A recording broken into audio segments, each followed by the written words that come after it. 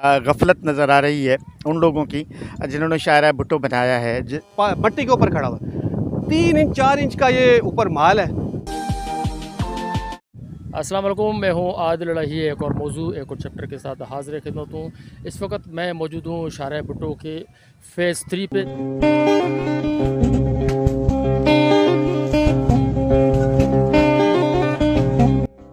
अस्सलाम वालेकुम जी, इस वक्त हमारे साथ मौजूद हैं सीनियर जर्नलिस्ट आजिज़ जमाली साहब। ये भी जो शायरा भुट्टो का जो अभी यहाँ पे फ़ेज़ 3 पे जो ये मसला हुआ था जो इसका, तो इसके हवाले से आजिज़ जमाली भी यहाँ विज़िट करने आए, तो इनसे पूछते हैं कि सर आप क्या देखते हैं इसे? जी, मैं यहाँ पहले दिन भी आया था जब ये टूटा था, तो भी मैंने अपने चैनल के ज़रिए नाज़रीन को दिखाया था कि यहाँ पे वाज़े तौर पे गफलत नज़र आ रही है उन लोगों की जिन्होंने शायरा भुट्टो बनाया है। जो प्रोजेक्ट डायरेक्टर्स हैं या जिन्होंने प्रोजेक्ट डिज़ाइन किया, उन्होंने इस बात को नज़र में नहीं रखा कि एक तो ये प्रोजेक्ट नदी के पेट से गुज़र रहा है रोड, लेकिन इस मकाम पे जहाँ से इसको शगाफ पड़ा, जहाँ से ये टूटा, वहाँ पे एक छोटा डैम भी बना हुआ है।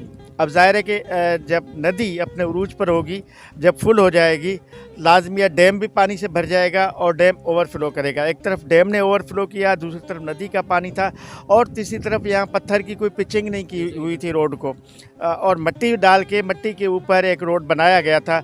ज़ाहिर है फिर यही होना था कि मट्टी को पानी खाता है, जब तेज़ रफ्तार पानी होता है तो फिर तेज़ी के साथ वो मट्टी को खाता है। 12 घंटे हमें मकामी लोगों ने बताया था कि रात को 8 बजे से मट्टी को जो है पानी ने खाना शुरू किया और सुबह तक ये पानी वहाँ तक पहुँच गया कि ये रोड बिल्कुल 2 लख्त हो गया, 2 हिस्से हो गया। तो ये आज हम पहुँचे यहाँ पे, मैंने पहले दिन आज हमने यहाँ पे डिप्टी मेयर सलमान अब्दुल्ला मुराद से भी बात की है, कुछ जो टेक्निकल लोग आए थे सिंध हुकूमत के, उनसे भी बात की है, तो बता रहे हैं गफलत तो है। अब तो हुकूमत भी मान रही है, सिंध कि वज़ीर आला सिंध ने भी ये बात तस्लीम की है कि कहीं ना कहीं कोई खामी तो है, कोई गलती तो है।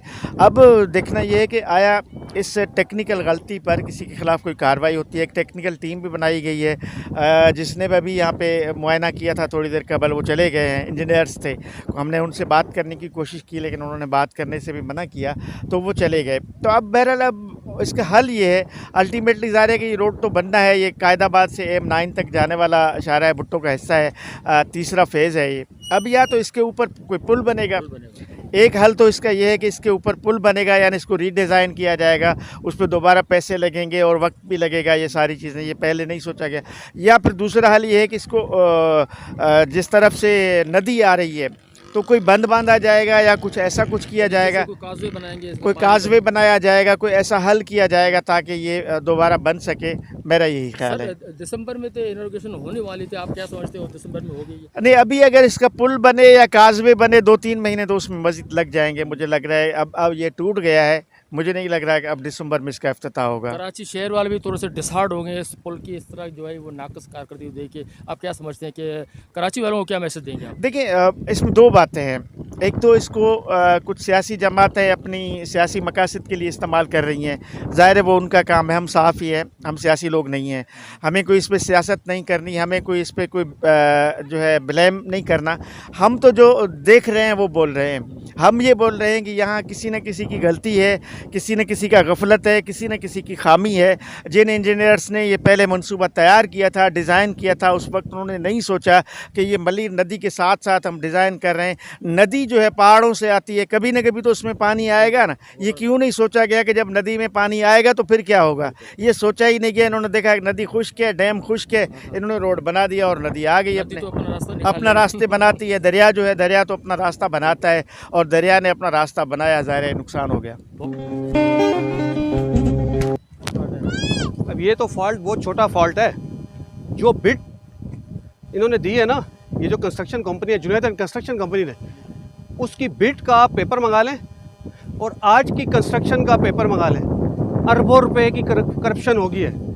मेरे पास तमाम डॉक्यूमेंट्स आ चुके हैं। इंशाअल्लाह ताला 2-3 दिन में प्रेस कॉन्फ्रेंस करेंगे, इनकी नाअहली दिखाएंगे किस तरह, जिस तरह ये चोर लुटेरे हमारे ऊपर मुसल्लत हुए और आप किस तरह अरबों रुपए खा रहे हैं। मगर ये प्रोजेक्ट तो प्राइवेट कंपनी का है, इसमें कागज़ पार्टी को तो आप दोस्त नहीं दे सकते। ये सब झूठ है भाईजान, वो सारे मेरे पास पेपर है। फिर बिड क्यों की थी?